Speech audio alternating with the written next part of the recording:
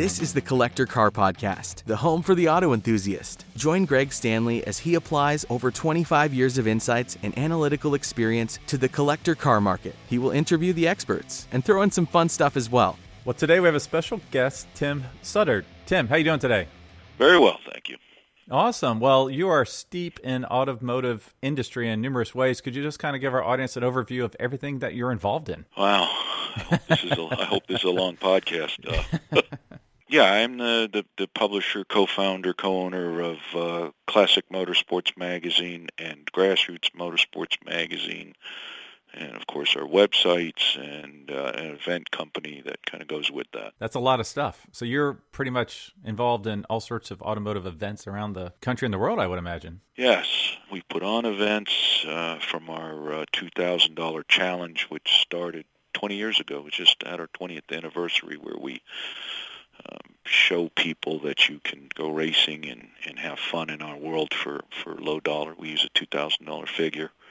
Which that kind of led to crap can racing, lemons, and that kind of stuff. So kind of came out of that. Judged at Amelia Island. I just judged at Hilton Head last week, 2 weeks ago, and on the SCCA Foundation board, helping teen driving and those kind of things, and keeping the archives and history alive. So yeah, I stay pretty busy. So how did you get involved in the car world? What was the first car that kind of lit your fire? Well, that's kind of interesting, I think, because when you're a real young kid, I was born in 1960, but when you're really young, you don't remember much. But the three earliest memories I have were Kennedy getting assassinated. I didn't really know.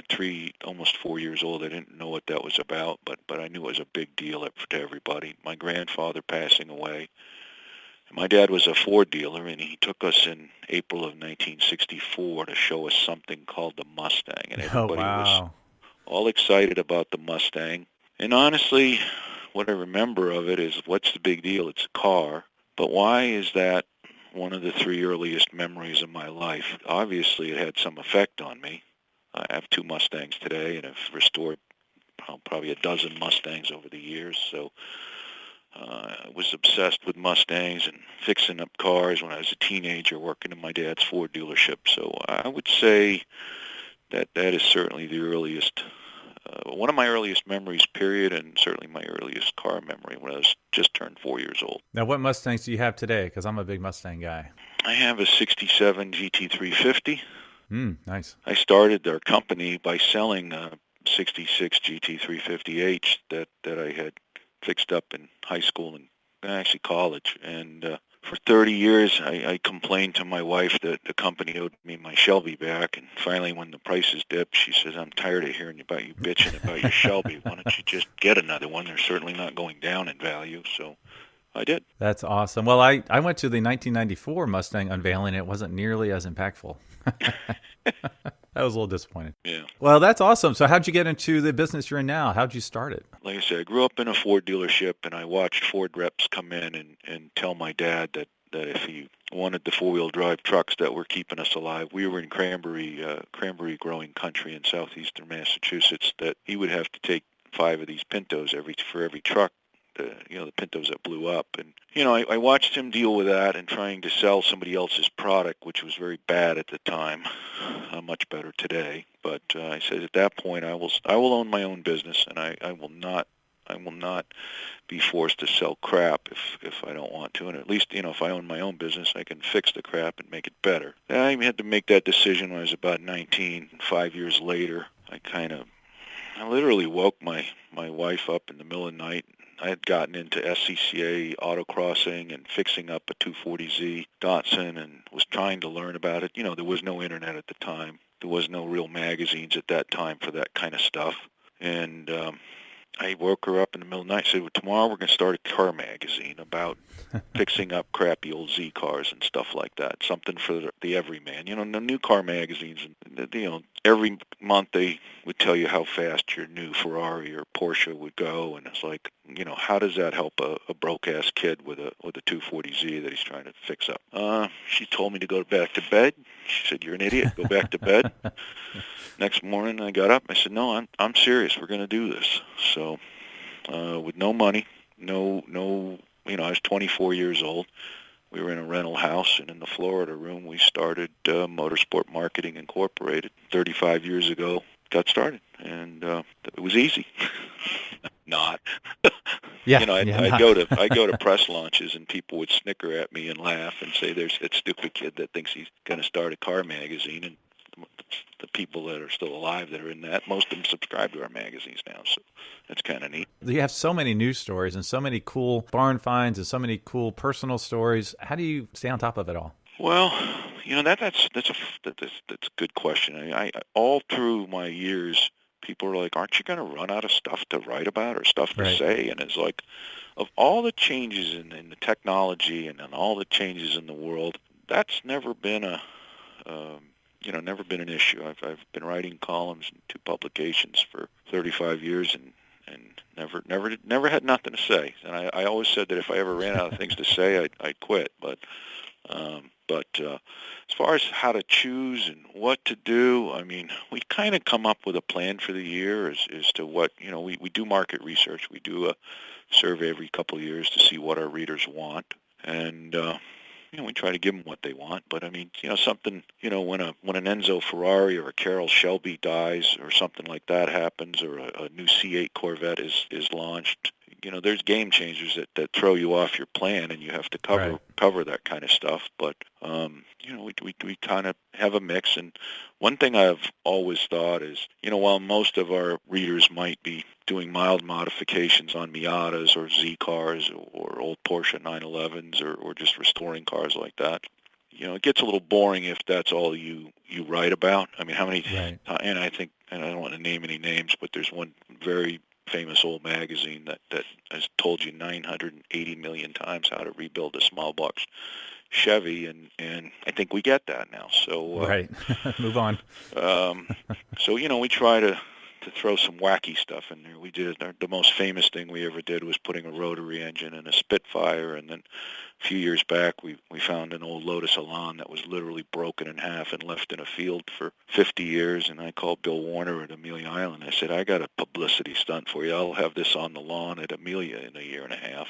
And he said, "Cool, I like it. Let's do it." So, Right. And now we found an old Elva Mark VI sports racer that turns out it was sold to me with no history for virtually no money, and turns out is a factory car at Sebring. So we're restoring that and bringing it back from the dead. So, you know, you gotta throw weird stuff in. I think a magazine should feel comfortable, and you get what you expect every month, and then you should have at least one thing every month that just throws you for a loop, going, "Wow, never knew about that, never would have thought about that, but man, that's cool." Yeah, and I have a 57 Ferret if you're interested.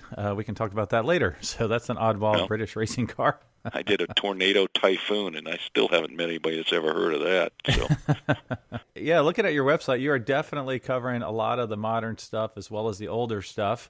What kind of market trends are you seeing out there? I'd say the 2 biggest market trends I've seen is in the newer car stuff. American stuff's hot again. I mean, when we started, it was all about GTIs and RX-7s and 280ZXs and that type of stuff. But you know, the Detroit's building some really cool stuff. So we're writing more about Mustangs, Corvettes, and Dodge makes them pretty cool. You know, I drove the new Hellcats and all those cars, and they're pretty fantastic. So, and I think all the imports got to be looking at the C8 Corvette, going, "How the hell are we going to compete against that?" So, yeah.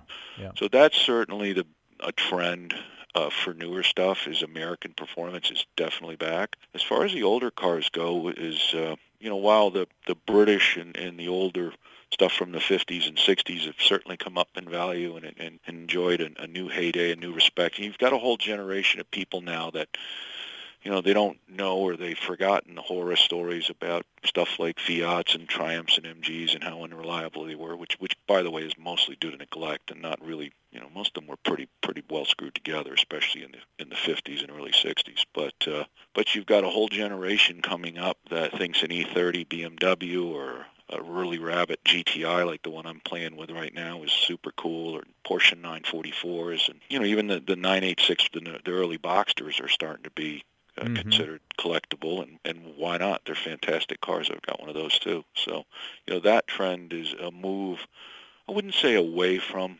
earlier stuff. I mean, E-types are certainly worth restoring still, but you've got a whole, a younger generation that thinks a different kind of car is cool. Plus, these more modern cars. I mean, I got an E30 91 318 IS. I don't get too technical here with the model designations and stuff, right. but an 80s style BMW, little square boxy BMW, and I just took it on a 2,000-mile trip. The air blows cold. It's got an airbag. It's fuel injected. It meets emissions. It's a whole new generation of safe, fun, reliable, economical, classic cars that are fantastic. So it's obviously they people had to start to love them because they're pretty lovable. Now, you just rattled off 3 other cars in your collection, and this is called the Collector Car Podcast. So are there any other cars in your collection that were missing? Oh, God.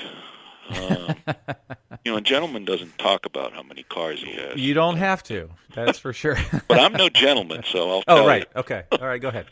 I think I've got about 25 cars. Being a Ford dealer's son, I love Fords. I have had some Chevys, too. I don't right now. And I also like British cars. I've got, I think, 6 Triumphs. I race a Triumph TR3. I've got Spitfires, a TR6. Trying to not go over the same ones I've talked about already. I got a Sunbeam Tiger, which combines 2 of my loves, the British styling and Ford power. Is that a 289 or a 260? It was a 260, a Mark I, so it's a 260 car, but we've got a 331 stroker in it. Nice. Okay. I tend to I kind of go, I try to do a little bit of everything for everybody, but personally I kind of like Resto Mod, which looks kind of stock, but it's, a little hotter underneath, better brakes. A lot of these old cars really can use better handling, better brakes, bushings, shocks, that kind of stuff. Really, really, you can take a new car and do that stuff to it, and it helps some, but you take a 50-year-old car, oh my God, it transforms it. Yeah, speaking of 50-year-old cars or 60-year-old cars, you have a 59 Edsel, is that right? I do. The one at Hilton Head? I do. And that's actually one of my favorites. About a decade ago, I said, before they get too expensive, I just want a big, ugly 50s car. And I started looking at convertibles and said, well, I don't want one $75,000 bad, but wagons were more like, $10,000 to $25,000, and I picked up that wagon and didn't have to. Mechanically, we went all through it and made it a little more drivable, disc brakes, air conditioning, and stuff like that, but left it looking stock. And I displayed it at Hilton Head. They called, and a friend of mine that was on the selection committee said, "Hey, you still have that Edsel? We need it for our Cars of 59 display." And I said, "Yeah, I'll bring it." And then I found out they had an on-the-water display on Saturday, so I had an old wooden boat and an old roof rack, so I put it all together for a display, which seemed to go over pretty well. Well, and you also had the engine and the fishing, the tackle box, the fishing poles. Well, I'd been kind of collecting that. I like old stuff, and I don't pay collector car prices. I pay yard sale prices, but I've been collecting that stuff over the years, so I put it together for a display. Still have a 29 Ford that, it's kind of a nothing car, value-wise, but my grandfather sold it new in 1929, and my dad and I stored it in 1974 and 5 when I was 14, 15 years old, so it was the first car we ever did together. Oh, wow, that's really cool. Does it have any of the dealership license plate surrounds or anything like that? Yeah, I've got the original, the tag for the back of it and stuff. Again, it's not a valuable car, but personally, it's valuable to me. Yeah, that's cool. Well, and you also just came back from SEMA. Anything really stick out for you there other than the 47 Toyota Supras? Yeah, one hard. You couldn't swing a dead cat without hitting a Toyota Supra. But other than that, I think. My SEMA, everybody's like, wow, you get to go to SEMA. That must be so nice. You have it so easy. And it's like, I think I had 40-something meetings at SEMA. So oh my gosh, my SEMA is I have people there doing the fun stuff. My job is to keep our company in business for another year, which we did quite well this year. But I do look around a little bit, and the insanity and the quality and the passion that I see out there is, it really gets your heart going again as far as just the ingenuity, the just creativity. Yeah, it's just, I think I'm fairly good at this.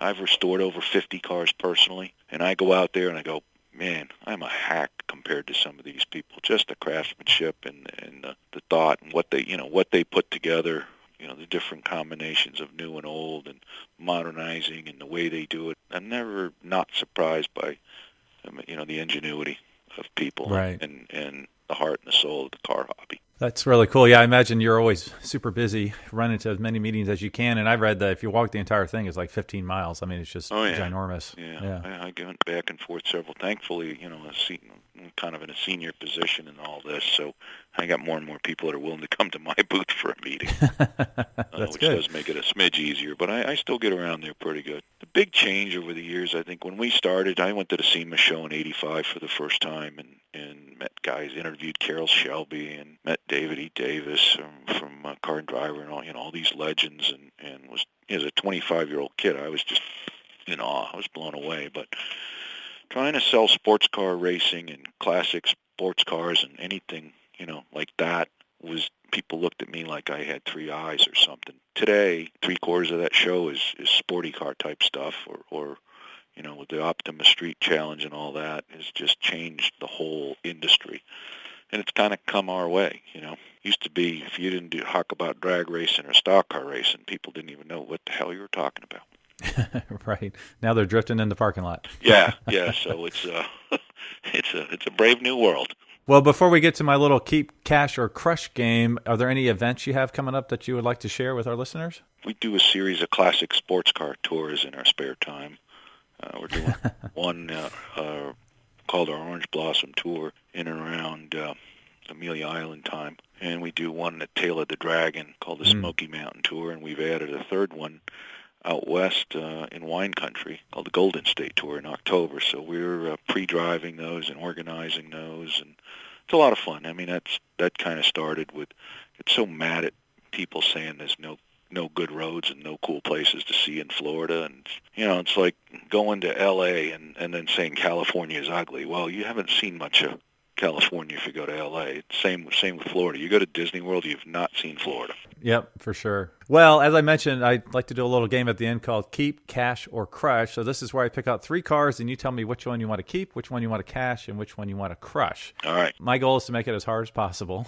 So I have three race cars for you. So the first one is the 1959 Old Yeller 2, which was not a factory car by any stretch of the imagination. Yep, I know what it is. Yep. The other one is a quasi-factory car, the 1957 Black Widow. And then the last one is a 1957, ironically as well, a Jaguar XKSS, but one of the 9 reproduction ones. What's the second one again, the Black Widow? The 57 Chevy Black Widow. They made like 20 of them. They raced at Daytona back in the day. Oh, yeah. There's like, I think 7 existing. Well, I mean, I want to keep them all, but... Right. So, if I were going to keep one of those, I'd probably keep the Old Yeller.